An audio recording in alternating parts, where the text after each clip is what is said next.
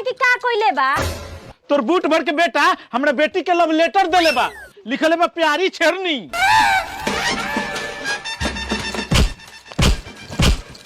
का रे ते तीसरा में से चौथा में जाए वाला बाड़े आ तोरा पढ़े लिखे नहीं खे आवत। ए झगड़ा ए बात के देखे कि पढ़त कि ना, झगड़ा तो ए बात के बा कि हमरा बेटी के लव लेटर काहे देलस। ए अपना लेटर वाला मेटर पर सेटर गिरावा। हमार त ई सोच के कपार के नस फटता कि एकरा के कर्जा लेके एकर पढ़ाई के खर्चा देतनी आ ई शेरनी के छेरनी लिखता। आ इतने ना लिखले बा, ए हमर धनिया, ए हमर मरीचा, हल्दी, तेजपात, नून, तेल, हम तारा से 5 दिन से प्यार करतनी। ई का लिखले बारिश रे? कुछ ना मैं जो राशन वाला पर्ची दे लेला नु ओइ में से छाप के दे देनी है।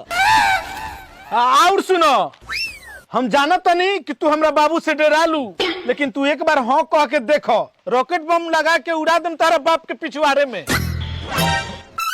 का रे तोरा के हम मसाला लियावे खातिर भेजले रहनी है बाजार में आ ते हमर नाक कान कटवा देलिस गांव जवार में। ना रे मैं पढ़ जात रही नु तो इनकर बेटी हंसलक नहर के पुल पर, आंख मलक स्कूल पर, ओइ से दे देनी। ओहो अपना बेटिया के ना देखल हो आ हमरा सीधा साधा बेटा पर चल हो लांछन लगावे। अच्छा छेछड़ा छाव करे, अंगुरी काट के घाव करे, उ तो हमर बेटी तनी जन्मे के हंसमुख हियो आ तनी से एगो आंख से डेब ताकेले।